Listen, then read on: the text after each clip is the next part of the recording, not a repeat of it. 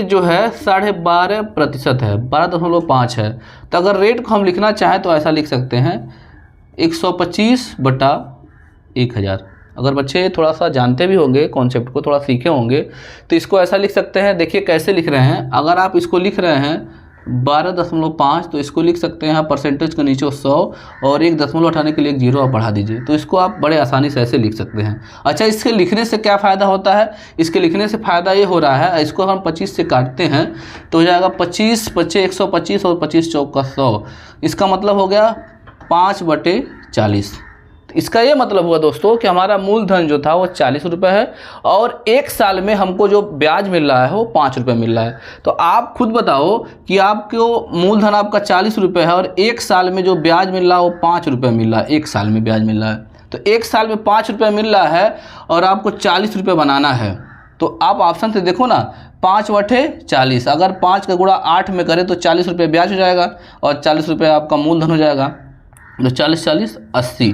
तो इसका मतलब ये कह रहा है कि देखिए मूलधन हमारा 40 रुपये है और जो है 12.5% की रेट से 8 साल में हमारा धन 2 गुना हो गया, 40 का 2 गुना 80। तो हम कह सकते हैं बड़े ही आराम से 8 वर्षों में हमारा जो मूलधन है वो 2 गुना हो जाएगा। अच्छा, आप देखिएगा, एक बार पुनः देखिएगा, आप जो लिखे हो 12.5%, इसको आप 125/1000 लिख सकते हो और इसको काटोगे तो आप 5/40। तो इसका मतलब 40 रुपये पे 5 रुपये ब्याज मिल रहा है 1 साल का, और आपको 2 गुना करना 80 रुपये करना है। तो 80 रुपये करने के लिए आपको 40 रुपये की ज़रूरत है ब्याज की। तो 1 साल में 5 मिल रहा है तो 8 साल में 40 मिलेगा, क्योंकि 8 × 5 = 40। तो समय लगेगा आपको 8 वर्ष और आपका धन जो होगा वो 2 गुना हो जाएगा। धन 2 गुना कहने का मतलब मूलधन आपका 40 रुपये और ब्याज आपका 40 रुपये, कुल मिला के आपका 2 गुना 80 रुपये हो जाएगा। बहुत साधारण ब्याज के तहत एक धनराशि 3.5 वर्षों में अपने से 2 गुनी हो जाती है। कितने वर्षों में अपने आप की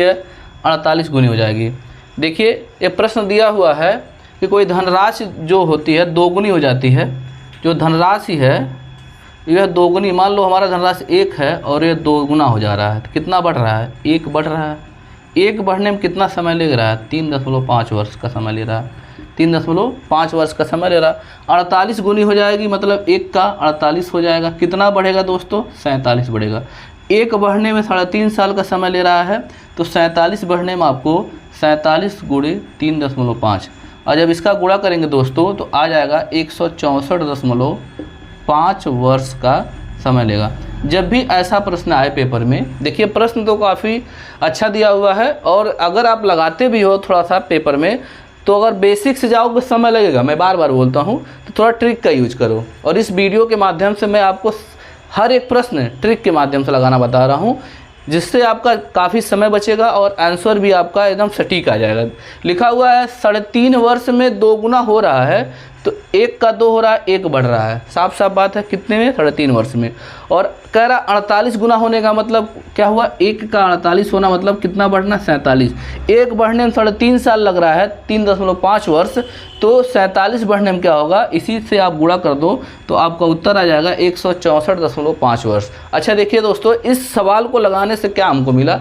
इस सवाल को लगाने से एक आइडिया ये मिला, जब भी ऐसा लिखा हो कि इतने वर्षों में 2 गुना हो जाता, तो कितने वर्षों में 4 गुना होगा, 10 गुना होगा, 20 गुना होगा, 40 गुना होगा, कुछ मत करिए। जो समय दिया हुआ ना, इसमें 1 माइनस करके गुणा कर दीजिए, वही आपका आंसर होगा।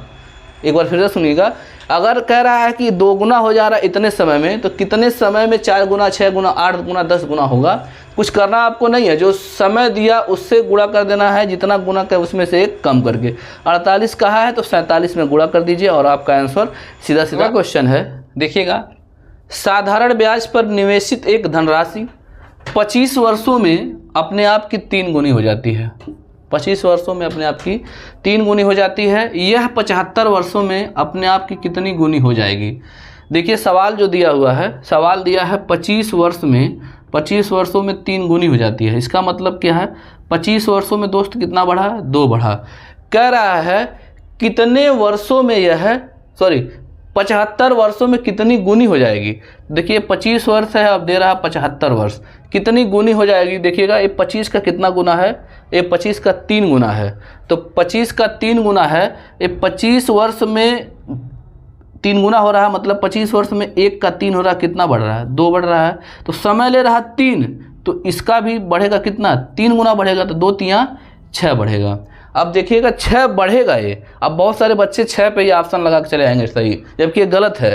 सही क्या होगा, देखिए 6 बढ़ रहा है तो 1 से 6 बढ़ेगा तो कितना होगा, 7 होगा, 7 गुनी हो जाएगी। फिर से देखिए 25 वर्षों में 3 गुनी हो जा रही है, 25 वर्ष में 1 का 3 हो रहा है, कितना बढ़ रहा है, 2 बढ़ रहा है। कह रहा 75 वर्ष में कितनी गुनी हुई, जब 25 में 2 बढ़ रहा है तो 25 तियाँ 75, तो 2 तियाँ 6, 6 बढ़ेगा। 75 वर्ष में कितना दोस्त बढ़ेगा, 6 बढ़ेगा, कितना गुना हो जाएगा, तो 6 बढ़ेगा 1 में तो हो जाएगा 7, उत्तर होगा 7 गुना। तो ध्यान से लगाना इस प्रश्न को।